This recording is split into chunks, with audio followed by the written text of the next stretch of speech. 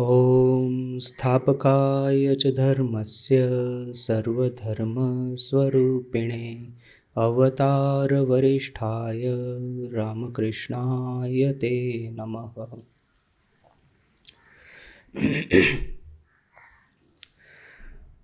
श्री रामकृष्ण संघ जो हमारी भावधारा है, 1836 में ठाकुर का इस पृथ्वीलोक पर अवतरण हुआ था और 1886 में ठाकुर की महासमाधि हुई थी।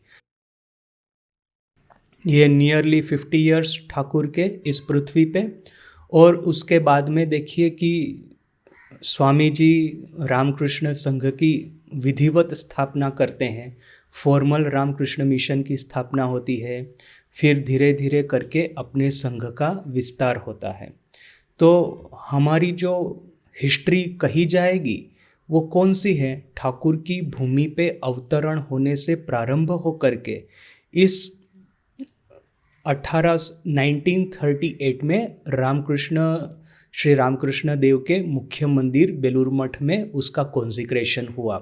तो ये नियरली 102 इयर्स जो है, नियरली 100 इयर्स, ये अपनी ऑथेंटिक हिस्ट्री है। जबकि इस समय वो घटनाएं घटी थी जिस घटनाओं के दौरान हम आज निश्चय करते हैं, और सिर्फ आज ही नहीं, आने वाले 1500 साल 2000 साल तक अपना संघ जो चलता रहेगा तो कौन से आदर्श पे चलेगा, कौन सी घटनाओं को मान्य गिना जाएगा, कौन सी घटनाओं, कौन से उपदेश और किन व्यक्तियों को ऑथेंटिक गिना जाएगा सबसे ज़्यादा, जिससे कि हम अपने भविष्य में अपनी धरोहर को बजाय रखें। तो वो 100 इयर्स का ये हिस्ट्री है। इसी हिस्ट्री में से ही हमको जो भी उपदेश प्राप्त करने हैं, जो घटनाएं जो कि हमारे जीवन पथ को परिचालित करेगी, उन घटनाओं का यदि हमको चाहिए, हमको पढ़ना है, सुनना है, तो इसी 100 इयर्स में से ही उसको ग्रहण करेंगे। उसमें भी हमने डिस्कस किया था कि ये जो नियरली 100 इयर्स की जो हिस्ट्री है अपनी, उसमें भी एक सुवर्ण युग है। वो सुवर्ण युग कौन सा है? कौन सा समय जबकि सबसे ज़्यादा आनंद बहा है, सबसे ज़्यादा जैसे कि भगवत भाव का मुहुर्मुहु आविर्भाव हुआ है।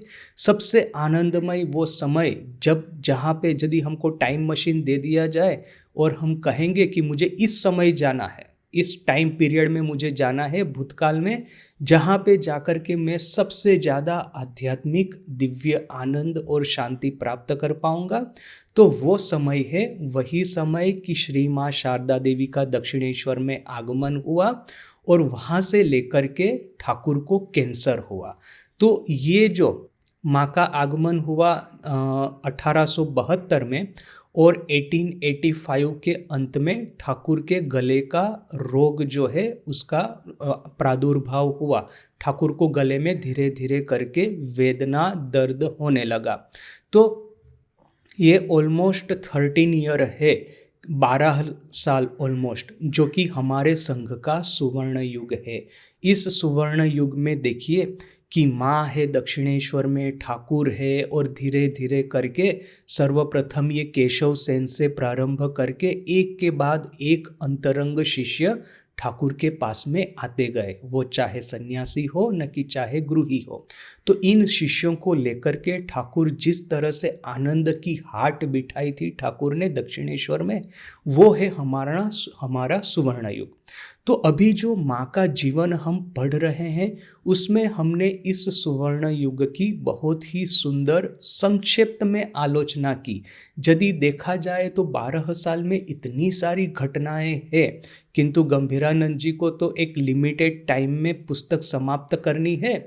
तो फिर उसमें से जो सबसे महत्वपूर्ण घटनाएं, जिसमें से हम सबसे ज़्यादा से ज़्यादा सीख भी प्राप्त कर सके और हमको आध्यात्मिक आनंद भी आए, इस तरह की कुछ घटनाओं को सिलेक्ट करके गंभीरानंद जी महाराज ने ये प्राणेर टान, अर्थात कि प्राणों की पुकार, अंतरात्मा का आह्वान, ये चैप्टर की रचना की थी। और इस चैप्टर में हमने देखा कि कितने सुंदर एक के बाद एक प्रसंग है। किंतु जैसे होता है कि ये सुवर्ण युग का भी, जैसे ये काल का जो चक्र है, ये काल का चक्र तो बहता ही जाता है, कोई भी एक समय वो स्थिर होकर के तो रहता नहीं है। हम लोग क्या काल को ये कह पाएंगे कि हाँ, मिथिला में भगवान राम और माँ जानकी थी, उस समय को हमेशा के लिए फ्रीज करके रख दीजिए। वो जो राम राज्य था, उसी राम राज्य को हमेशा चलते रहने दीजिए। जैसे सब चीजों के साथ में होता है, ये सुवर्ण युग का भी अभी अंत आना शुरू हुआ है। इस सूरज भी हमारा श्री रामकृष्ण देव के जीवन का अस्ताचल की ओर जाना शुरू हुआ है। किंतु देखिए कि हमने जैसे देखा कि सुवर्ण युग का प्रारंभ हुआ था माँ शारदा के दक्षिणेश्वर के आगमन के साथ में ही, किंतु मोर स्पेसिफिकली ठाकुर ने जब माँ की षोडशी के रूप में पूजा की थी, उस दिन से। तो यहाँ पे भी देखिए, और वो जो षोडशी पूजा का जो हमने बड़े ही विस्तृत रूप से, बड़े ही सुंदर रूप से उसका, जैसे गंभीरानंद जी महाराज ने आलोचना की है, हमने भी उसके ऊपर में काफी चिंतन किया था। तो अभी ये सुवर्ण युग की जो अंतिम घटना है, उस अंतिम घटना के बारे में भी हम थोड़ा सा विस्तृत रूप से देखेंगे। और देखिए कि ये जो युग प्रवर्तनकारी घटनाएं होती है, उसके बहुत सारे लेयर्स होते हैं, एक के बाद एक इस तरह के स्तर होते हैं।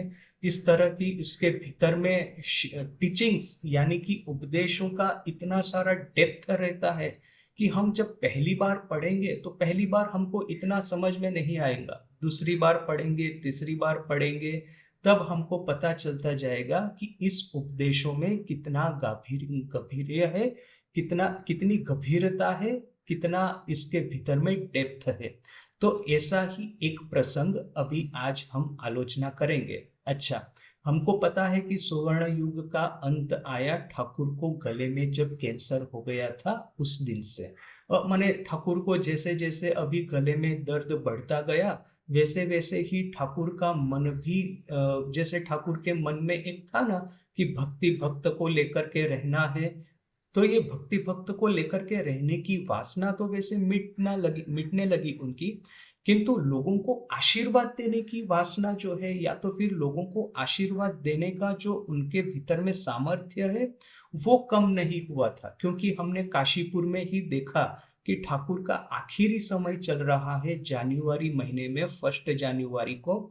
उस समय भी ठाकुर सबको स्पर्श करके कह रहे हैं कि तोमादेर चैतन्य हो, तुम लोगों को चैतन्य प्राप्ति हो। तो वो तो हमने देखा, किंतु जो एक पहले सब जगह पे जाकर के, कलकत्ता में भक्तों के घर जाकर के उनके घर पे रहना, उन सब भक्तों को निमंत्रण देकर के उत्सव करना, वो जो एक था उनका, वो धीरे धीरे अभी अंतर्मुख उनका मन होने लगा था।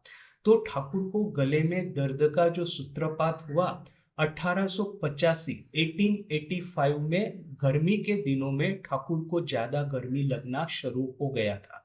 अभी जैसे कि हमको तो पता है कि ठाकुर साधना करते करते ठाकुर का देह जो है बड़ा ही अवसन्न होने लगा था, उनके देह में दुर्बलता आना शुरू हो गई थी, छोटे छोटे कार्य में ही वो बड़े थक जाते थे, बहुत ज्यादा दूर तक चल भी नहीं पाते थे। हालांकि यही ठाकुर है, जब नृत्य कीर्तन करेंगे तो सिंह विक्रम से नृत्य करेंगे, ये वर्णन भी हमको पढ़ने में आएगा। तो जब दिव्य भाव का आविर्भाव होता है, दिव्य भाव का जब उनके ऊपर में आवेश होता है, तो वो एक ठाकुर। किंतु अभी जैसे अन्य समय है, जब सामान्य भूमि में वो रहते हैं, तब वो एक दूसरे ठाकुर। तो देखिए कि जब ये सामान्य भूमि पे रह रहे थे उस समय में, अर्थात कि जब नॉर्मल भाव में रहते हैं, नॉर्मल लेयर ऑफ कॉन्शियसनेस पे रहते हैं, उस समय 1885 के ग्रीष्म ऋतु में, गर्मी के दिनों में ठाकुर को विशेष रूप से कष्ट होने लगा था। इसको देख करके पहले पहले किसी ने ठाकुर को बर्फ ला करके दिया कि ठाकुर यदि बर्फ के पानी का पान करते हैं तो उनको शायद इस गर्मी से थोड़ा सा राहत मिलेगी। तो ठाकुर ने ये बर्फ वाला पानी पिया तो एक बिल्कुल बालक की तरह, ठाकुर तो सामान्य अवस्था में बालकवत हो जाते थे, जब वो दिव्य भाव में आते थे तो वो सीधे वो जगत गुरु हो जाते थे। तब यदि कोई किसी को ये नौटंकी करते देखते या धर्म के नाम पे किसी को मूर्ख बनाते देखते तो इमीडिएटली ठाकुर उसको डांटना शुरू कर देते थे। तो वो किंतु दिव्य भाव में, वो जो जगत शिक्षक विश्व गुरु की जो भूमिका थी उनकी, वो थी दिव्य भाव में। सामान्य भाव में ठाकुर बिल्कुल बच्चे की तरह रहते थे। तो ये बचपने में आकर के ही उन्होंने देखा एक बार कि हाँ, ये बर्फ वाला ठंडा पानी पीना अच्छा लगता है। तो उन्होंने अभी अभी ठाकुर तो जो अनुभव करेंगे सीधा बोल भी देंगे, और भक्तों ने भी देखा कि ठाकुर कहते हैं कि उनको ऐसा ठंडा पानी पीना अच्छा लगता है। तो कलकत्ता से बहुत सारे डिवोटीज जब कल दक्षिणेश्वर आते थे तो इस तरह से बर्फ लेकर के आते थे, और ठाकुर भी इस तरह से बर्फ वाला पानी बार बार पीते थे। उसी के दरमियान ही धीरे धीरे करके सर्वप्रथम उनको गले में दर्द होना शुरू हुआ। सर्वप्रथम तो सबने सोचा कि हाँ, ये बार बार ठंडा पानी पी रहे हैं इसलिए शायद ऐसा हुआ होगा, और ठाकुर को अनुरोध किया गया कि ये बर्फ वाला पानी अभी आप मत पीजिए। किंतु ये दर्द जो है उसका तो उपशम नहीं हो रहा था, वो कम नहीं हो रहा था। तो क्या किया जाए? तो फिर धीरे धीरे करके एक के बाद एक कविराज है, डॉक्टर है, उन सबको ठाकुर के पास में लाया गया। किसी ने निदान किया, डायग्नोस किया कि क्लर्जीमेन्स सोर थ्रोट, अर्थात कि ये जो क्लर्जीमैन होते हैं, धार्मिक शिक्षक, उनको बहुत ज्यादा बातें करनी पड़ती है, उपदेश देने पड़ते हैं, उनको क्लासेस कंडक्ट करने पड़ते हैं। तो इसकी वजह से उनके गले में दर्द होना शुरू होता है, उनका गला, उनका थ्रोट जो है सोर हो जाता है, वो माने थोड़ा सा इन्फ्लेमेशन जैसा होता है। तो ठाकुर भी पूरा दिन भर भक्तों के साथ में बातें करते हैं, कभी कभी भजन गाते हैं तो घंटों के घंटों चलता रहता है, तो और फिर समाधि में चले जाते हैं। तो ये जो सब मिल करके ठाकुर को ये गले में इन्फ्लेमेशन जैसा कुछ हुआ है, और ठाकुर को कुछ औषध दिया गया गले पे लगाने के लिए, एक लेप दिया गया, बाम जैसा कुछ। और फिर ठाकुर को कहा गया कि बार बार समाधि और उसमें जाना, आप भाव में जाना बंद कीजिए। तो ये सब चल रहा था। उसी समय एक बहुत ही महत्वपूर्ण घटना हमारे समक्ष उपस्थित हुई, और ये जो सुवर्ण युग का जो अंत है, मुझे लगता है कि इसी घटना के साथ में आएगा। जैसे कि माँ दक्षिणेश्वर में तो पहले ही आ गई थी, किंतु षोडशी पूजा उसके कुछ समय के बाद हुई, और हम षोडशी पूजा को ही सुवर्ण युग का यदि प्रारंभ कहेंगे, तो ठाकुर की महासमाधि वैसे हुई 1886 के अगस्त महीने में। किंतु ये जो पाणिहाटी का जो महोत्सव है, जिस घटना के बारे में अभी हम चिंतन करेंगे, वो घटना है ठाकुर के सुवर्ण युग की अंतिम घटना और सबसे महत्वपूर्ण घटना। या तो फिर कहेंगे कि सबसे महत्वपूर्ण नहीं कह के अति महत्वपूर्ण घटना इस सुवर्ण युग की। और पाणिहाटी उत्सव में जो हुआ उसके बाद में से ही धीरे धीरे करके ठाकुर का स्वास्थ्य जो है बहुत ही सीरियस रूप से वो डिटीरियोरेट होना शुरू हुआ। तो अभी पाणिहाटी की घटना क्या है, वैसे ऊपर ऊपर से तो हमको पता है, और माँ के जीवन के साथ में पाणिहाटी का क्या तात्पर्य है वो भी तो हमने देखा। किंतु इस घटना के और भी बड़े बहुत ही सारे डीपर लेयर्स है। हमको पता है कि ठाकुर ने पहले तो ठाकुर काफी कई बार पाणिहाटी उत्सव में जा चुके थे, और फिर किंतु जब से ये ठाकुर के अंतरंग शिष्यों का आना प्रारंभ हुआ, ये नरेन है, राखाल है, राम बाबू है, बलराम बसु है, मास्टर महाशय वगैरह, तो तब से ठाकुर का किसी न किसी कारण से पाणिहाटी जाना नहीं हुआ था। तो अभी जब ये एक दिन ऐसा आया, बस वही 1885 में ही 1885 में ही ठाकुर ने इन सबको कहा कि देखो, तुम लोग तो सब यंग बंगाल हो, आजकल के युवा बंगाली हो, युवा बंगाल जो है उसके रिप्रेजेंटेटिव हो, तुम लोगों को तो ये ट्रेडिशनल उत्सव किस तरह से होते हैं इसके बारे में ज्यादा कुछ पता नहीं है। तो आओ चलो हम लोग वहां पे चलते हैं पाणिहाटी, और बहुत आनंद होगा। अभी ठाकुर के मन में तो वहां पे जाने की इच्छा थी ही, किंतु साथ में ये रामचंद्र दत्त जो थे वो बड़े ही वैष्णव भावापन्न थे, वो बड़े ही वैष्णव भाव के थे। तो उनके मन में भी ऐसा था कि ठाकुर यदि वहां पे आते हैं तो बहुत आनंद सबको आएगा। तो उन्होंने भी ठाकुर को विशेष रूप से अनुरोध किया कि चलिए हम सभी लोग पानीहाटी चलते हैं। तो अभी देखिए, भक्तों का पहले से ही ऐसा था कि गिरीश घोष वगैरह थे, वे लोग सोचते थे कि ठाकुर ये गले में जो दर्द हो रहा है या कोई भी एक किसी भी तरह की ये बीमारी है, लौकिक घटनाएं जो भी ठाकुर के साथ में होती है, वो तो भाई ठाकुर तो अवतार स्वयं है, ईश्वर स्वयं पृथ्वी पे अवतरित होकर के आए हैं। तो उनको ये सब क्या है, वो सिर्फ एक नाटक कर रहे हैं, एक दिखावा कर रहे हैं जैसे कि। और ये दिखावा जैसे ही समाप्त हो जाएगा किसी भी कारणवशतः, हो सकता है भक्तों को इकट्ठा करने के लिए हो, न कि भक्तों को किसी तरह की शिक्षा देने के लिए हो, उपदेश देने के लिए हो, कोई भी कारणवशतः किसी भी कारण से ठाकुर इस तरह का दिखावा कर रहे हैं कि हाँ अभी उनको गले में दर्द हो रहा है वगैरह वगैरह। तो अभी ये जो गृहस्थ भक्त थे वो ठाकुर को अनुरोध करना शुरू कर दिए कि चलिए हम लोग पानीहाटी चलते हैं। उनके मन की इच्छा है कि वहां पे नृत्य कीर्तन होगा, जैसे दिव्य आनंद का जैसे एक प्रवाह बहेगा, ठाकुर बार बार समाधि में जाएंगे तो ठाकुर का वो जो अपरूप रूप जो है उसका दर्शन करेंगे। किंतु सामने ही ये जो त्यागी संतान थे, उनके मन में थोड़ा सा संदेह प्रकट हुआ और उन्होंने ठाकुर को ऐसा कहना शुरू किया कि आप उस अभी, जैसे डॉक्टर ने तो आपको कहा है कि बार बार यदि भाव होगा, समाधि होगी तो आपके गले का जो दर्द है वो बढ़ जाएगा, तो इसके लिए आप पानीहाटी मत जाइए। तो अभी ठाकुर भी थोड़ा सा, अभी देखिए ठाकुर तो बालक स्वभाव थे ना, सामान्य भूमि में सामान्य भाव में वो बालक स्वभाव रहते थे। तो बालक स्वभाव, उनको जो भी कोई भी कुछ भी आकर के कहेगा तो वो उसको थोड़ा सा सीरियसली ले लेते थे। तो जब ये कुछ भक्तों ने उनको ऐसा कहा कि आप मत जाइए क्योंकि डॉक्टर ने कहा है कि आपको गले का दर्द वरना बढ़ जाएगा यदि भाव होगा, समाधि होगा, तो ठाकुर ने फिर बाकी भक्तों को भी कहा, रामचंद्र दत्त वगैरह को। तो अभी इन लोगों ने काउंटर आर्ग्यूमेंट देना शुरू किया कि नहीं नहीं, सुबह को जाएंगे, दोपहर को लौट आएंगे, 1-2 घंटे में ये सब पूरा समाप्त हो जाएगा और ज्यादा देर तक वहां पे रुकने की जरूरत नहीं है। तो अभी ठाकुर भी देखिए, ऐसा नहीं है कि ठाकुर को पता नहीं है कि उनकी लीला का अंतिम पर्व प्रारंभ हो गया है। किंतु अभी ठाकुर तो जैसे माने कहा ना कि हमरा तो ठाकुर रसगुल्ला खेते आशेनी, अर्थात कि ठाकुर क्या सिर्फ बैठे बैठे रसगुल्ला खाने के लिए, जलेबी खाने के लिए आए हैं? नहीं, लोक कल्याण के लिए आए हैं।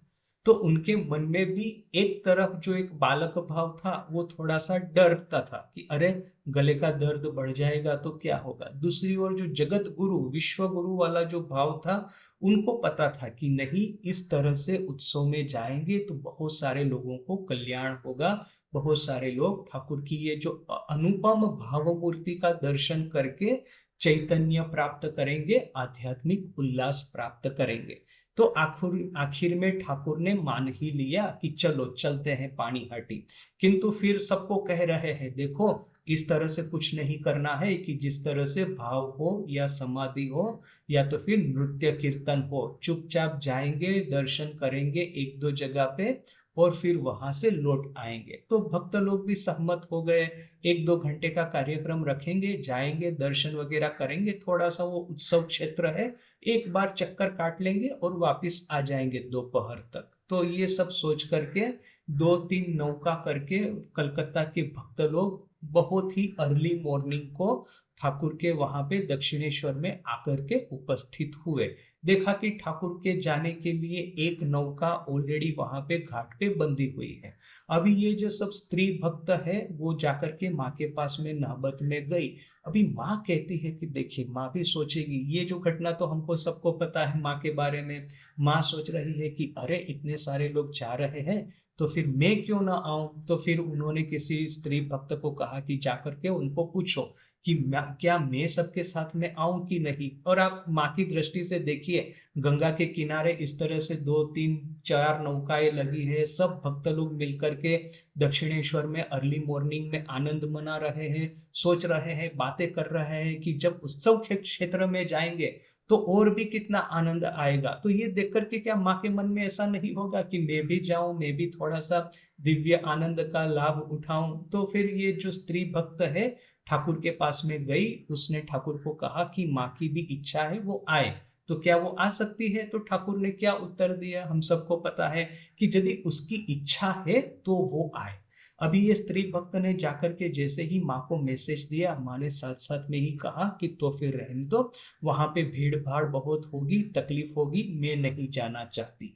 अभी देखिए कि ठाकुर ने उस समय तो कुछ नहीं कहा, किंतु रात को जब वापिस आ गए थे उस समय ठाकुर ने एक स्त्री भक्त को कहा था माँ शारदा के बारे में कि देखो वो कितनी बुद्धिमती है, कितनी बुद्धिशाली है।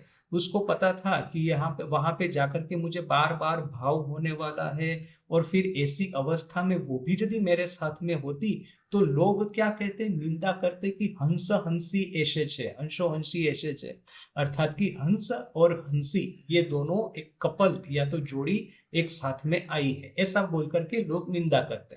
तो अभी ठाकुर ने जैसे ही कहा कि उसकी इच्छा है तो आए, यहाँ पे माँ भी कहती है तो उसी स्त्री भक्त को, जब ये स्त्री भक्त ने कहा माँ को कि ठाकुर ने ऐसा कहा है कि आप कितनी बुद्धिमती है कि आपने वो सामने से मना कर दिया जाना, तब माँ ने उसको कहा कि देखो ठाकुर जब चाहते, सही सही चाहते कि मैं जाऊं तो ऐसा कहते कि हाँ वो आए, क्यों नहीं आएगी, बहुत अच्छा होगा आना, अर्थात कि वो बड़ा पॉजिटिवली कहते। किंतु जब जैसे ही ठाकुर ने ऐसा कहा कि उसकी इच्छा है तो आए, तब मैं भी समझ गई कि ठाकुर की इच्छा नहीं है कि मैं जाऊं। तो देखिए कि ये घटना तो हमको पता ही है, बड़ी सुंदर घटना है। माँ के जीवन में माँ और ठाकुर का क्या संबंध है परस्पर, बड़ा ही सुंदर रूप से ये घटना हमारे सामने ये स्थापित करती है। अच्छा, किंतु अभी तो सुबह की बात है, अभी सब लोग जाने को तैयार हो गए हैं, नौका में बैठ करके वहां उत्सव क्षेत्र में जाया गया। वहां पे एक मंदिर, अभी देखिए जहां पे उत्सव चल रहा है, जहां पे नृत्य गीत चल रहा है, उन्होंने पहले से ही ठीक किया कि ठाकुर को वहां पे नहीं ले जाना है, क्योंकि ये जो नृत्य के जो दल होते हैं ना, कीर्तन के दल, वो एक जैसे उनको पता लगेगा कि अरे ये तो ठाकुर है, इनको तो बार बार भाव होता है, तो ये कीर्तन के दल ठाकुर को घिर करके कीर्तन करना शुरू कर देंगे और फिर ठाकुर अपने को संभाल नहीं पाएंगे। तो ठाकुर को उत्सव क्षेत्र पे नहीं ले जाते हैं, पास में ही जो मंदिर है वहां पे जाकर के ठाकुर को दर्शन करवाते हैं। तो ऐसा सोच करके सब भक्तगण ठाकुर को घेर लिए, जिससे कि भीड़ में ठाकुर को कोई धक्का ना लगा दे या ठाकुर को कहीं कोई इंजरी ना हो जाए, तो बोल करके ठाकुर को घेर करके ये सब भक्तगण एक मंदिर में गए। अभी ऐसा था, ये जो मुख्य मंदिर इस तरह का था कि अभी ठाकुर प्रणाम करके तो खड़े तो है वहां पे थोड़ी देर के लिए, किंतु देखिए जो विधि की ये जो सब विचित्रता होती है, विधि का जो विधान होता है, ईश्वर की जो इच्छा होती है, सब भक्त लोग कह रहे हैं कि ठाकुर को कीर्तन के दल के पास में नहीं ले जाना। ठाकुर भी बड़े ही सोच समझ करके, बड़े ही सावधानता पूर्वक कहते हैं कि वहां तो मुझे नहीं ही जाना। किंतु ये जिस मंदिर में ये लोग प्रणाम करने को गए थे, वो ऐसा मंदिर था कि कीर्तन के जितने भी नए दल वहां पे आएंगे उत्सव क्षेत्र में, वो सभी दल सबसे पहले इस मंदिर में आकर के श्री विग्रह के सामने कीर्तन करेंगे, उसके बाद में वो उत्सव क्षेत्र में जाकर के कीर्तन को आगे बढ़ाएंगे। तो अभी ठाकुर तो बेचारे चुपचाप खड़े हैं, उनके मन में है कि वहां नहीं कीर्तन करना है, ना ही ये सब देखना है, किंतु विधि का विधान ऐसा कि उसी क्षण उसी समय एक कीर्तन का नया दल उस मंदिर में आकर के उपस्थित हुआ और कीर्तन करना शुरू कर दिया। अभी यहाँ पे देखिए ठाकुर के मन में जिस तरह से चलता होगा कश्मकश, एक और है कि जब सभी भक्तों ने उनको रिक्वेस्ट किया है, अनुरोध किया है कि कीर्तन में मत जाइए, कीर्तन में जाएंगे तो भाव होगा, भाव होगा तो फिर गले का दर्द और बढ़ जाएगा। एक तो ये है, और दूसरा जो ओपोजिट उनका जो एक है टेंडेंसी कि जैसे ही कीर्तन देखा तो शेर की तरह, सिंह की तरह उसमें कूद गए और कीर्तन में योगदान देना आरंभ किया। तो ये दोनों ठाकुर के मन में चल रहा है द्वंद्व, किंतु फिर भी ठाकुर अपने को संभाले हुए हैं, किसी भी तरह से कीर्तन में नहीं जाना है। उसी समय एक वैष्णव बाबा जी वहां पे आकर के उपस्थित हुए। अभी कुछ कुछ, सभी नहीं, कुछ कुछ बाबा जी ऐसे होते हैं कि उन्होंने जैसे ही देखा कि चलो कोई उत्सव हो रहा है, वैष्णव उत्सव कीर्तन हो रहा है, तो चलो वहां पे चलते हैं। फिर ये सर के ऊपर में तिलक लगाएंगे, गले में माला पहनेंगे, फिर अपने वो एक पीताम्बरी ना कि ऐसा कुछ शरीर पे पहनेंगे। और जिस तरह से एक धार्मिक व्यक्ति वो दाढ़ी वगैरह बना करके कैसे वो अपना एक दिखाते हैं कि हाँ मैं बड़ा धार्मिक हूँ, तो इस तरह से धार्मिक व्यक्ति का स्वांग रच करके कुछ कुछ वैष्णव बाबा जी लोग वहां पे आकर के उपस्थित होंगे। बड़े ही सुंदर सुंदर वस्त्र धारण किए होंगे, और जैसे उनको देख कर के ही लोग समझ जाए अरे ये तो बड़े ही धार्मिक व्यक्ति है। अभी उत्सव में, वैष्णव उत्सव में इस तरह का वैष्णव बाबा जी का आगमन देख करके बहुत सारे भक्त है उनको कुछ न कुछ दक्षिणा देंगे। तो इस तरह से दक्षिणा के लोभ से इस तरह का एक वैष्णव बाबा जी वहां पे आकर के उपस्थित हुए, और देखा कि कीर्तन चल रहा है मंदिर में, तो बड़े ही नाटकीय अंदाज से उन्होंने कीर्तन करना शुरू किया। कभी हुंकार देंगे न तो कभी इधर उधर नृत्य करेंगे, जैसे पूरा दिखावा। माने अभी भक्ति के ऊपर में है अपनी, यदि आपकी भक्ति बहुत ही गहरी है, बड़ी ही सरल है, तो आप कहेंगे कि ये बाबा जी बड़े ही कितने भक्तिशाली है, कितने भक्तिमान है। किंतु यहाँ पे ठाकुर है, ठाकुर के सामने किसी भी तरह का ढंग है, किसी भी तरह का दिखावा है, किसी भी तरह का छल है, उसको एक सेकंड में ठाकुर समझ जाते थे। तो जैसे ही इस बाबा जी को देखा इस तरह से हुंकार करते हुए, इस तरह से ढंग नाटक करते हुए, नाटकीय अंदाज से नृत्य करते हुए, तो ठाकुर ने उनके पास में जो भक्त खड़े थे उनको कहा बड़े ही मृदु स्वर से, इसका ढंग देखो तो, माने किस तरह का नाटक कर रहा है। तो सभी भक्त लोग भी हंसना शुरू कर दिए, तो कि हाँ ठाकुर ने इसको अच्छे से पहचान लिया है। अभी सब लोग इस तरह से हंस रहे थे, चुपचाप खड़े थे, एकाएक पता नहीं ठाकुर के ऊपर में किस तरह के भाव का आवेश हुआ। अभी तक अपने को संभाले हुए थे, किंतु ये जैसे ही ये ढोंगी बाबा जी को देखा तब उनको लगा कि यदि इस तरह का ढंग हम यदि समाज में प्रचलित होने देते हैं तो फिर ये सही सही आध्यात्मिकता है जो कि अपने अंतर के अंतःस्थल से आती है। उस आध्यात्मिकता का कोई स्थान नहीं रहेगा इस समाज में। सभी लोग इस तरह के ढोंगी लोगों को ही सबसे ज्यादा प्राधान्य देंगे, सम्मान देंगे। तो जो भी है, ये तो अभी मेरा एनालिसिस है। ठाकुर के मन में पता नहीं क्या चल रहा था, पता नहीं ये ढोंगी बाबा जी को देख करके क्या ट्रिगर हुआ। ठाकुर शेर की तरह वो एकदम हुंकार दे करके इस कीर्तन के दल में आकर के आविर्भूत हुए और सिंह विक्रम के साथ में नृत्य कर रहा है। वो नृत्य इस तरह का नृत्य जिसको देख करके सभी लोग अभिभूत हो गए। और फिर किंतु अभी देखिए, भक्त लोग अभिभूत तो हो गए इस तरह का नृत्य, किंतु उनको फिर ये जो सीरियसली डर लग गया कि ठाकुर इस तरह से नृत्य करेंगे तो बाप रे उनके गले के दर्द का क्या होगा। तो उन्होंने कैसे भी करके धक्का मुक्की करके, ये कीर्तन का जो दल था वो भी समझ गया कि कौन ढोंगी है कौन असली है। वे लोग भी वो ढोंगी बाबा जी को छोड़ करके ठाकुर को घेर करके नृत्य कर रहा है। किंतु भक्त लोग अभी बड़े ही चिंतित हो गए। उन्होंने ये धक्का मुक्की करके कीर्तन के दल में प्रवेश किया, कैसे भी तरह से ठाकुर को कॉर्नर किया और उनके हाथ पकड़ करके बड़े ही संतर्पण से, बड़े ही जतन पूर्वक उनको वहां से ले जाने का प्रयास किया। कहा कि यहाँ से निकलते हैं, यदि यहाँ पे और ज्यादा खड़े रहेंगे तो पता नहीं ठाकुर के साथ में क्या होगा। तो ऐसा करके करके बाहर तो निकल रहे हैं, किंतु देखिए कि जैसे ही ये अभी क्या है कि आध्यात्मिक ये जो पावर है, ये जैसे कैसे वो बिजली गिरती है और पूरा जगत जो है वो चकमकित हो जाता है एक क्षण के लिए, तो वैसे ही ये ठाकुर के आध्यात्मिक भाव का जो एक बार उत्तालन हुआ, एक बार उसमें जो भक्ति आई, तो वैसे ही उत्सव क्षेत्र में जैसे कि बिजली की तरह ये बात फैल गई कि एक परमहंस यहाँ पे आए हैं जो कि इस तरह से भाव में आकर के नृत्य करते हैं। तो अभी इतना बड़ा उत्सव क्षेत्र, इसमें इतने सारे लोग, और एक बार इस तरह की बात फैलती है तो थोड़ी ना कोई रुकने वाला है। सब जगह से कीर्तन के दल एक के बाद एक आकर के ठाकुर को घेर करके नृत्य करना शुरू कर दिया। और ठाकुर के मन में भी इस तरह का दिव्य भाव का आविर्भाव हुआ, स्फुरण हुआ कि ठाकुर भी जैसे कि उद्दाम भाव में आकर के तांडव की तरह, तांडव नृत्य, शिव का कैसे तांडव नृत्य होता है उस तरह से नृत्य करना शुरू किया। देखिए ये जो नृत्य है उसका बड़ा ही सुंदर एक आलेखन स्वामी शारदानंद जी महाराज ने लीला प्रसन्न पुस्तक में किया है, वो मैं थोड़ा सा यहाँ पे पढ़ता हूं।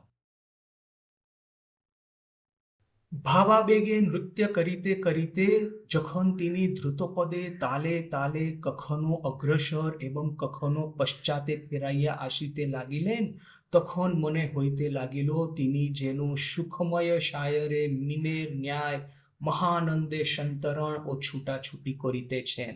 भाव के आवेश में नृत्य करते करते ठाकुर कभी द्रुत पद से, बड़े ही जल्द झड़प से ताल के साथ ताल मिलाते मिलाते कभी आगे बढ़ेंगे और कभी पीछे जाएंगे। तब उनको देख करके ऐसा लगने लगा जैसे कि ये क्षीर सागर है। क्षीर सागर में एक मछली किस तरह से आनंद से वो तैर रही है और महानंद से इधर उधर दौड़ रही है, वैसे ही ठाकुर को देख करके हमको लगने लगा। प्रति अंगेर गति ओ चालनाते ओई भाव परिस्फुटो होइया, ताहाते जे अभूतपूर्व अदृष्टपूर्व कोमलता ओ माधुर्य मिश्रित उद्दाम उल्लासमय शक्ति प्रकाश उत्थलित उपस्थित होइलो, ताहा वर्णना करा असंभव। प्रत्येक अंग की भंगी के साथ में, नृत्य के प्रत्येक ताल के साथ में ये जो महानंद जो है ठाकुर के शरीर में इस तरह से परिस्फुट होना शुरू हुआ, और जिस तरह की कोमलता और मधुरता उनके शरीर देह में दिखाना शुरू हुई, उसका वाणी में शब्दों में वर्णन करना असंभव है। स्त्री पुरुषेर हाव भावमय मनोमुग्धकारी नृत्य अनेक देखिया छी। स्त्री और पुरुषों का हाव भाव से भरा हुआ नृत्य बहुत देखे हैं, किंतु दिव्य भावावेशे आत्महारा होइया तांडव नृत्य करिबार काले ठाकुरेर देहे जेरूप रुद्र मधुर सौंदर्य फुटिया उठितो, ताहार आंशिक छायापातो उई सकले आमादिगेर नयन गोचर होई नाय। देखिए, स्त्रियां स्त्री भाव से नृत्य करती है और पुरुष जो है वो पुरुष भाव से नृत्य करते हैं, वो तो हमने देखे हैं। किंतु यहाँ पे स्त्री और पुरुष, रुद्र और मधुर, इन दोनों के भाव का जो अद्भुत सम्मिश्रण ठाकुर के देह में जो दिख रहा है, और रुद्र मधुर सौंदर्य, ये जो शारदानंद जी महाराज लिखते हैं कि ये तांडव नृत्य दिव्य भावावेश में आकर के जब ठाकुर ये तांडव नृत्य करते हैं, और स्त्री और पुरुष दोनों का जो ये भाव का जो मिलन है, रुद्र मधुर सौंदर्य उनके देह में जिस तरह से फुट करके उठता है, जिस तरह से प्रकाशित होता है, उसका आंशिक छाया मात्र भी हमने किसी के नृत्य में देखा नहीं है। प्रबल भावोल्लासे उत्थलित হইয়া তাহার দেহ যখন হেলিত দুলিত ছুটিতে থাকিত, তখন ভ্রম হইত উহা বুঝি कठिन जड़ उपादाने निर्मित नहे। प्रबल भाव के उल्लास से उद्वेलित होकर के उनका देह जब नृत्य करता, कीर्तन करता, हलता डुलता और ताल के साथ में वो अपना एक लय प्रकट करता, तब ऐसा लगता कि ये जड़ पदार्थ का ठाकुर का देह नहीं बना है। क्या जड़ पदार्थ इतना सुंदर रूप से ताल के साथ में ताल मिला करके इतने लयबद्ध तरीके से नृत्य कर सकता है? हो ही नहीं सकता है। बुझी आनंद सागरे ताल तरंग उठिया, प्रचंड बेगे सम्मुखस्थ सकल पदार्थ के भाषाइया अग्रसर होते छे। ऐसा नहीं लगता था कि ये जड़ पदार्थ का ठाकुर का देह बना है, पंच महाभूत का। ऐसा लगता था कि आनंद सागर में एक महातरंग उठी है और प्रचंड वेग से उसके सामने जितने भी पदार्थ है, जितनी भी चीजें हैं, उसको ले जा करके बहा करके आनंद सागर में अग्रसर हो रही है, आगे बढ़ रही है। एखोनोई आबार गोलिया तरल होइया उहार उई आकार लोक दृष्टिर अगोचर होइबे। आनंद सागर की ये प्रचंड लहर जो कि आनंद के ताल में ताल मिलाती लयबद्ध नृत्य करती जो हमको दिखाई दे रही है, अभी दूसरी ही क्षण में फिर से इसी आनंद सागर में वो प्रवाहित होकर के बह जाएगी, तरल स्वरूप धारण करके उसी आनंद सागर में मिल जाएगी। क्योंकि जड़ देह यदि होगा तो जड़ देह तो जड़ ही रहेगा, हमेशा के लिए वही आकार धारण किया हुआ सा दिखेगा। किंतु आनंद सागर की जो लहर है, अभी लहर दिख रही है लहर के आकार में, किंतु पर उसके कुछ ही क्षण के बाद में ही फिर से वो तरंगायित होकर के पानी में मिल जाएगी। वो थोड़ी ना वो लहर का आकार सब समय धारण करने वाली है। तो ठाकुर जिस तरह से लयबद्ध नृत्य करते थे, ऐसा लगता था कि आनंद सागर की तरह तरंग से उनका देह बना है और अभी आनंद सागर में विलीन हो जाएगा। उनका ये जो जड़ आकार दिख रहा है, अभी वो आनंद सागर में फिर से वो एक साथ में प्रवाहित हो जाएगा। इस तरह से उनको लग रहा था। आशल और नकल पदार्थेर मध्य कतो प्रभेद कहा क्यों बुझाइते होइलो ना। क्या असल है क्या नकल है, इन दोनों में क्या फर्क है, और किसी को समझाने की जरूरत नहीं रही। वो ढोंगी बाबा जी कहाँ उनका नृत्य, वो नाटकीय अंदाज से नृत्य, और ये कहाँ जैसे कि आनंद सागर की तरंग ताल के साथ ताल मिलाती, लय के साथ लय मिलाती, रुद्र मधुर भाव का संगम करती। ये कहाँ ये आनंद सागर की लहर, ये कहाँ क्या असली है क्या नकली है, किसी को समझाने की जरूरत भी नहीं रही। कीर्तन संप्रदाय गोस्वामी जी दिखे आर दृष्टिपात ना कोरिया, ठाकुर के बेष्टन पूर्वक शतगुण उत्साहो आनंदे गान करीते लागिलो। ये जो कीर्तन संप्रदाय है, उन्होंने वो ढोंगी बाबा जी को छोड़ करके सिर्फ ठाकुर के ही आसपास में नृत्य कीर्तन करना शुरू किया। देखिए अभी ये भक्तगण तो बेचारे बड़े ही डर गए। अभी दो चीज है, भक्तगण जो है सही सही भक्त होंगे। देखिए हमने पहले भी ये जो डिस्कस किया था, माँ के जीवन में भी ये जो माँ का जो प्रसंग है, ठाकुर को खाना खिलाने के समय में, आहार करवाने के समय में माँ को जो दिव्य आनंद प्राप्त होता था, किंतु इससे भी ज्यादा माँ का जो सेंस ऑफ ड्यूटी था, जो दूसरों के प्रति करुणा और सहानुभूति थी, जब भी गोलाब माँ को लगा कि मुझे लेकर के जाना है खाने का थाला ठाकुर के पास में, माँ ने वैसे ही ये दिव्य आनंद का भी परित्याग करके गोलाब माँ के हाथ में खाने का थाला दे दिया। तो हमको बहुत बार लगता है कि ये जो आध्यात्मिक जीवन का जो सर्वोच्च आनंद है, वो है ये दिव्य आनंद को प्राप्त करना। किंतु देखिए भी इससे भी बड़ा एक और भी उच्च मुकाम है, और वो है संपूर्ण रूप से निस्वार्थ होना। और यहाँ पे भी ठाकुर के दो तरह के भक्त यहीं पे हमको दिखाई देते हैं। जो बाद में जो डिवीजन जो होना शुरू हुआ, वो डिवीजन यहीं पे ही हमको दिखाई देता है कि बहुत सारे भक्त तो ठाकुर का ये आनंद स्वरूप देख करके उन्होंने भी नृत्य करना शुरू कर दिया, उन्होंने भी ये दिव्य आनंद का लाभ लेना शुरू किया। किंतु ठाकुर के जो अति अंतरंग भक्त थे, वे लोग बेचारे बड़े ही चिंतित हो गए। ये ठाकुर का दिव्य स्वरूप का दर्शन करना आनंद तो देता है, किंतु इसके बाद में जब ठाकुर दक्षिणेश्वर वापस जाएंगे और गले में क्या होगा उनके साथ में, ये अभी बताना मुश्किल है। तो कैसे भी करके ठाकुर को इस भीड़ में से रक्षा करके उनको और एक मंदिर की ओर ले जाना शुरू किया। सोचा कि ठाकुर वहां पे जाकर के थोड़ा सा विश्राम करेंगे। किंतु देखिए ये जो विधि की विचित्रता है, कैसे भी करके ठाकुर को धीरे धीरे करके, ठाकुर तो भाव में थे एकदम, वो समाधि मतलब समाधि और ये जो नॉर्मल अवस्था है उसकी बॉर्डर लाइन पे थे। क्या कर रहे हैं, कहाँ जा रहे हैं, कोई होश नहीं है। भक्तगण जैसा उनको चालित करते हैं, जहां ले जाते हैं वहां धीरे धीरे करके चलते हैं। तो बहुत समय के बाद में जब ठाकुर को इस मंदिर के पास में ले आया गया, वहां पे एक बड़ी ही भयानक घटना हुई। वहां पे क्या हुआ कि कुछ स्त्री भक्त ठाकुर की ऑलरेडी वहां पे उपस्थित थी, और वहां पे मंदिर में उन्होंने मालसा भोग दिया था। अभी मालसा भोग अर्थात कि एक तरह का ये होता है पैकेट, उसमें ये थोड़ा सा फल है, मिठाई है वगैरह रखा जाता है। तो इस तरह से एक भोग तैयार करके वो अर्पण कर रही थी। उसी समय एक दूसरे ढोंगी बाबा जी का वहां पे आविर्भाव हुआ। तो पहले ढोंगी बाबा जी ने ठाकुर को ट्रिगर किया नृत्य करने के लिए, और ये दूसरा जो ढोंगी बाबा जी है उसने एक भयानक कांड कर दिया।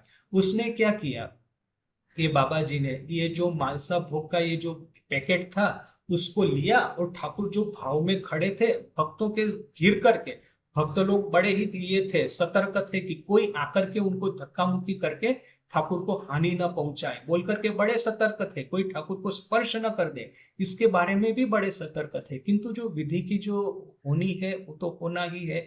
ये बाबा जी कैसे भी करके भक्तों का ये जो सर्कल था वो ब्रेक करके ठाकुर के पास आकर के खड़े हुए, मालसा भोग में से थोड़ा सा ये लेकर के ठाकुर के मुंह में रख दिया।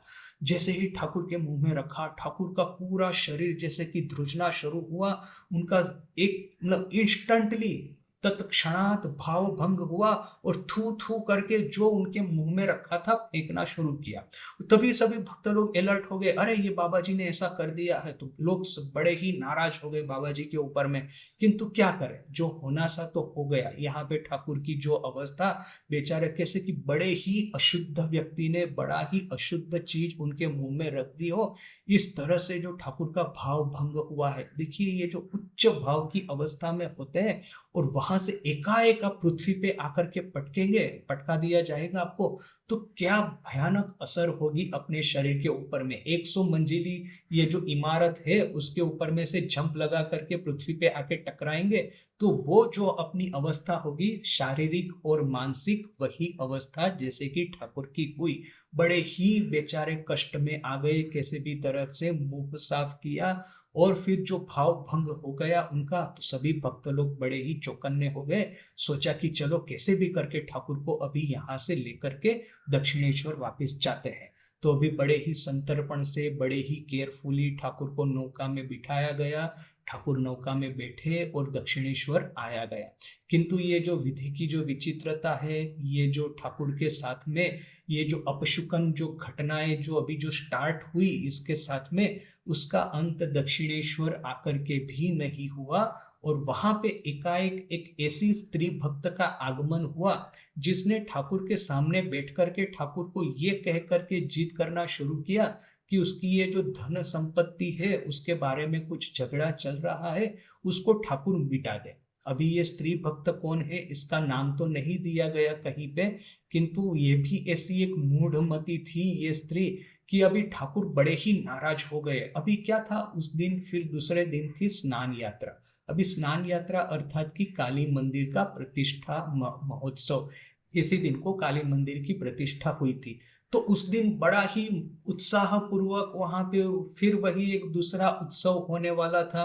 और प्रति साल प्रत्येक वर्ष ऐसा होता था कि स्नान यात्रा के दिन ठाकुर बड़े ही आध्यात्मिक आनंद में रहते थे। बहुत सारे भक्त आते थे और बहुत आनंद करते थे। किंतु इस स्नान यात्रा में ऐसा हुआ कि ये स्त्री भक्त की उपस्थिति की वजह से और उसकी बार बार जीत करने की वजह से ठाकुर को थोड़ा सा भी भाव नहीं हुआ, थोड़ा सा भी आध्यात्मिक आनंद नहीं आया, और उनका जो मन है बड़ा ही अस्थिर हो उठा। और फिर आखिर में उन्होंने सभी स्त्रियों को बुला करके कहा कि देखो, तुम लोग यहाँ पे नहबत में रह रही हो, यहाँ पे त्रैलोक्य बाबू भी है, तो वो अभी यानी कि मथुर बाबू के पुत्र, और उनकी तो ठाकुर के ऊपर इतनी भक्ति नहीं थी, तो वो क्या सोचेंगे कि इतनी स्त्रियां यहाँ पे रह रही है, कभी कभी आया करो, एक दो लोग यहाँ पे रहा करो, सब मिलकर के यहाँ पे रहती है। और बात ऐसी हुई थी कि अगले दिन सब गए थे पानी हाटी, और फिर उसी दिन रात को वहां पे रुक गए। दूसरे दिन स्नान यात्रा है तो उस उत्सव में पार्टिसिपेट करेंगे। तो इतनी सारी स्त्री भक्त है, सब मिलकर के हल्ला गुल्ला कर रही है, त्रैलोक्य बाबू नाराज हो जाएंगे। ऐसा जैसे ही ठाकुर ने कहा, सभी स्त्री भक्त बड़ी ही वे दुखी हो गई और सोचा कि चलो अभी यहाँ से चला जाए। देखिए, एक भक्त की वजह से सबको इस तरह से ठाकुर की डांट सुननी पड़ी और वहां से जाना पड़ा। किंतु वो पूरा दिन ठाकुर का इतना खराब गया था, शारदानंद जी महाराज लिखते हैं कि ठाकुर को थोड़ा सा भी आनंद उस उत्सव को, उस नाम यात्रा को नहीं आया। इस स्त्री भक्त की जिद की वजह से बार बार जाकर के ठाकुर को कह रही है, मेरी धन है, संपत्ति है, उसका किसी न किसी तरह का निराकरण आप कर दीजिए। तो ये हुआ पाणिहाटी के उत्सव का समापन। और देखिए कि इसी उत्सव के बाद में ही दूसरे ही दिन से ठाकुर के गले का दर्द इतना बढ़ गया कि सभी भक्त बड़े ही चिंतित हो गए। और यहाँ पे देखिए, अभी ठाकुर भी तो है बालक स्वभाव, जो उनके सामने जाकर के जो कुछ भी कहेगा वो बिल्कुल ठाकुर सीरियसली उसको स्वीकार कर लेंगे। तो पता नहीं ये बात ठाकुर के मन में आई न कि और किसी ने जाकर के ठाकुर को कहा। जो भी है, ठाकुर ने अपने मन में ऐसा मान लिया कि ये रामचंद्र दत्त वगैरह जो प्रवीण भक्त है, उन्होंने ही वहां पे जाने का आग्रह किया था पाणिहाटी, और उनके आग्रह की वजह से ही वो वहां पे गए थे। और अभी इसी वजह से उनको गले का दर्द इतना बढ़ गया। तो अभी जो भी आएगा उसके सामने ठाकुर कहेंगे। और ये जो प्रवीण भक्त थे उसमें सबसे आगेवान उनके थे राम बाबू। तो अभी ठाकुर का जितनी भी नाराजगी है सब राम बाबू के ऊपर में निकालना शुरू की। जो भी आएगा कहेगा कि राम ने मुझे ऐसा कहा कि आप चलिए वहां पे, इसलिए मैं गया और इसके लिए मुझे ये सब हो रहा है। यदि राम तो डॉक्टर है, अर्थात राम बाबू थे वैसे वो केमिकल एग्जामिनर ने ऐसा कुछ, किंतु उन्होंने मेडिकल की परीक्षा पास की थी, हालांकि वो मेडिकल प्रैक्टिस नहीं करते थे। तो ठाकुर कहते थे राम तो डॉक्टर है, उसने यदि मुझे थोड़ा सा भी जोर दे करके कहा होता कि महाशय आप मत जाइए, तो मैं नहीं जाता। राम की वजह से ही मेरा जाना हुआ और उसी की वजह से मेरे गले का दर्द बढ़ गया। अभी जब ठाकुर इस तरह से कंप्लेन करते हैं तो हमको भी थोड़ा सा आश्चर्य होता है। आजकल के जमाने में हम लोग देखते हैं कि लोग अपने सर पे ये जिम्मा लेने की वजह झूठ मूठ का दूसरों के सर पे डाल देते हैं। तो ठाकुर का भी क्या ऐसा था, ठाकुर भी झूठ मूठ का और किसी के सर पे डाल देते थे। ये अभी ऐसा हो ही नहीं सकता कि ठाकुर को जाने की इच्छा ना हो और आप उनको जाने के लिए तैयार करें, ये तो हो ही नहीं सकता। और यदि ठाकुर के जाने की इच्छा है और आप ठाकुर को मना करें और ठाकुर सुने, ये हो ही नहीं सकता। उनको तो परिचालित करने वाली थी जगन माता, तो ये राम बाबू बेचारे कौन है। तो देखिए, ठाकुर इस तरह से कंप्लेन तो करते हैं, किंतु सभी भक्तों को पता था, राम बाबू को भी पता था कि ठाकुर जब सामान्य भूमि पे रहते हैं तो वो बालक स्वभाव होते हैं और बालक भाव में आकर के वो ये सब बातें करते रहते हैं। तो इसको कोई बड़ा सीरियसली नहीं लेना है। ऐसा वो राम बाबू बड़े ही दुखित हो गए, पश्चाताप करने लगे, ऐसा भी नहीं है। और बाकी भक्त जिन्होंने ठाकुर के मुंह से इस तरह की कंप्लेन सुनी, उन्होंने राम बाबू को कोसना शुरू किया, उनके साथ में जाकर के झगड़ा करना शुरू किया, ऐसा भी नहीं है। सबको पता है कि ठाकुर के दो भाव है। एक तो उच्च भाव में जब चले जाते हैं तो जगन माता ही उनके मुंह से बातें करती है, और इवन जब सामान्य भूमि पे रहते हैं, बालक स्वभाव में भी रहते हैं, तो जगन माता ही उनको परिचालित करती है। तो जो भी है, किंतु ठाकुर के बालक भाव का एक सुंदर उदाहरण, सब जो भी आ रहा है सबको बोल रहे हैं कि ये जो राम बाबू ने ही मुझे वहां पे जाने के लिए कहा और मैं गया, और इसी वजह से मेरे गले का दर्द बढ़ गया। अभी उसी समय में एक बार वही त्यागी संतान वहां पे आए थे। तो अभी त्यागी संतान का नाम तो नहीं पता है हमको, किंतु उन्होंने इस तरह से बड़ा ही सुंदर वर्णन किया है। क्या कहते हैं कि ठाकुर बैठे हैं अपने खाट के ऊपर में, और अभी क्या है कि गले के ऊपर में कुछ वो बाम वगैरह लगाया होगा जहां पे उनको दर्द हो रहा है, और ये डॉक्टर ने कहा होगा बिल्कुल बात नहीं करनी है, गले पे लगाया है, बिल्कुल अभी चुपचाप बैठे रहिए। अभी ठाकुर बात ना करे, चुपचाप बैठे रहे, तो कैसा, तो बिल्कुल बच्चे की तरह। बच्चा जब भी बहुत ही तूफान करता है, मस्ती करता है, तो उसकी माँ उसको क्या कहती है, एक जगह पे चुपचाप बैठे रहो वरना पिटाई होगी तुम्हारी। तो बच्चा बैठा तो है किंतु माँ के ऊपर में नाराज भी है, और उसकी एक नजर बाहर में है, घर के बाहर में जहां पे उसके मित्र खेल रहे हैं, और उसका मन अंतरात्मा सब पुकार पुकार के कह रहे हैं चलो दौड़ करके बाहर जाए, चलो अपने मित्रों के साथ में खेले। तो ये बच्चे को यदि माँ ऐसा डांट करके बिठाएगी तो कैसा उसके मन का भाव रहेगा, नाराजगी, और साथ में ही ये एक लॉन्गिंग कि कहाँ वो अपने मित्रों के साथ में खेले। तो ये कितना सुंदर भाव वो बच्चे के चेहरे पे रहेगा। तो वैसा ही ये त्यागी संतान, एक सन्यासी महाराज वहां पे गए, देखा कि ठाकुर के चेहरे पे इसी तरह का भाव है। क्या उन्होंने वर्णन किया है, बालक के शासन करिबार जन्य कोनो कार्य करिते निषेध करिया એક સ્થાને આબદ્ધ કર્યા રાખીને সে জীবন বিষণ্ণ হইয়া থাকে, ঠাকুরের মুখে अविकल সেই भाव देखिते पाइलाम। छोटे बच्चे को शासन करने के लिए, पनिशमेंट करने के लिए कोई भी काम करने से उसको मना कर दिया जाएगा और एक जगह पे बिठा करके रख दिया जाएगा, तो वो किस तरह से विषण्ण हो जाता है, नाराज और दुखी हो जाता है। वैसा ही, बिल्कुल ऐसा ही भाव मैंने ठाकुर के चेहरे पे देखा। तो ये थी ठाकुर की वो पाणिहाटी की यात्रा, और इस यात्रा के साथ में ही ठाकुर के ये जो सुवर्ण युग है उसका यहाँ पे आता है अंत। इसके बाद से ही कैंसर का प्रभाव बढ़ने लगा, और फिर उनको श्यामपुकुर और काशीपुर लाया गया, और फिर जो अंतिम लीला है ठाकुर की वो प्रारंभ हुई, अंतिम पर्व प्रारंभ हुआ। इस अंतिम पर्व में माँ की क्या भूमिका थी उसके बारे में अभी हमारा जब नेक्स्ट क्लास होगा तब हम देखना शुरू करेंगे। आज देखते हैं। ओम शांति शांति शांति। हरि ओम तत्सत। श्री विष्णु। स्वामी जी भी थे, स्वामी जी भी थे। मैं बोलना भूल गया उनका नाम, वो भी थे। उनका वही व्यू था कि ठाकुर को कैसे भी तरह से बचा के रखना है। वो जो मैंने कहा ना कि दो ग्रुप होना शुरू हो गए थे उसी समय, कि एक ग्रुप है कि ये दिव्य आनंद का जो लाभ मिलता है ले लो, ठाकुर कितने दिन रहेंगे किसको पता, और दूसरा ग्रुप है कि अभी ठाकुर की अंतिम लीला शुरू हो गई है, ऐसा एक अंदाजा उनको आ गया, और कैसे भी तरह से ठाकुर को प्रिजर्व करके रखो। तो नरेंद्र था जो कि वो ठाकुर को प्रोटेक्ट कर रहा था, इधर से उधर ले जा रहा था, वो सब नरेंद्र का काम था। हमको पढ़ने का मन नहीं होता, मास्टर महाशय और शरद महाराज को लिखने का मन नहीं था। मास्टर महाशय की बहुत सारी नोट्स है, उन्होंने उसमें से लीला प्रसंग और कथामृत तो लिखा ही नहीं, किंतु फिर प्रभानंद जी ने उस नोट्स में से श्री रामकृष्ण देव की अंतिम लीला, अंत्य लीला करके पुस्तक है, वो बनाया है। और शरद महाराज का देखिए दो तरह से, एक तो उनकी लिखने की भी इतनी इच्छा नहीं थी, दूसरा योगानुयोग देखिए कि जब तक वो काशीपुर तक आए तब माँ का देहांत हो गया, तो फिर वो दोनों तरह से उनका मन टूट गया। वैसे भी कष्टदायक पीरियड कैसे लिखे, और यहाँ पे माँ का प्रयाण, तो फिर वो चैप्टर भी वहां वहीं पे हो गया अधूरा।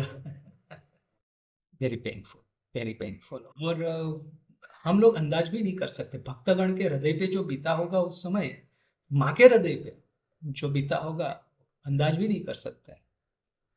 उसके बाद में वरानगर मठ, और वरानगर मठ के आनंद के दिन फिर से चालू होते हैं। इंटरेस्टिंगली ठाकुर खुद ये बात कहते हैं, ठाकुर जब कामारपुकुर के दिनों की बात करते हैं, ठाकुर कहते हैं, आमी सुखेर पायरा छिला। पायरा यानी कबूतर, पंखी। तो ठाकुर कहते हैं मैं सुख का कबूतर था, अर्थात कि मैं ऐसा एक पंखी था जिस घर में आनंद है, सुख है, शांति है, उस घर में जाता था, और जिस घर में क्लेश देखता था, कष्ट देखता था, उस घर में मैं नहीं जाता था। तो हमने ठाकुर से ही सीखा है, so no need to worry.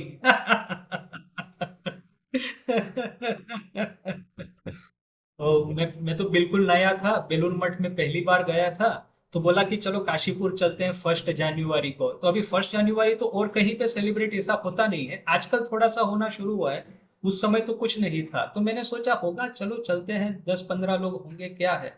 वहां पे जाकर के देखा, अभी नौका नदी के किनारे छोड़ दी है, वहां से पैदल चलना है। तो चल रहे लंबा लाइन है, जितना चलेंगे उतना लंबा लाइन। तो आखिर में मेरे से रहा नहीं गया, मैंने बोला कोई नया मूवी का कोई स्टार्ट हो रहा है ना, कि क्या हो रहा है, क्या इतने ज्यादा लोग कहाँ पे। बोला ये तो अपने मठ में जाने के लिए, काशीपुर जाने के लिए खड़े हैं, जैसा गेट खुलेगा वैसे ही सब। मैंने कहा क्या बात करते हो, आधी मैंने पूरी रात खड़े हैं, वो बिस्तर वगैरह सब लेके वहीं पे रास्ते पे सोए हुए हैं, और जैसे ही गेट खुला सब लोग। मैंने कहा अरे बाप रे। और उस दिन जो मैंने देखा था, ऐसा कभी देखा नहीं। निश्चय ये महाकुंभ, वो कुंभ मेला वगैरह में, मैं गया नहीं कभी कुंभ मेला में। तो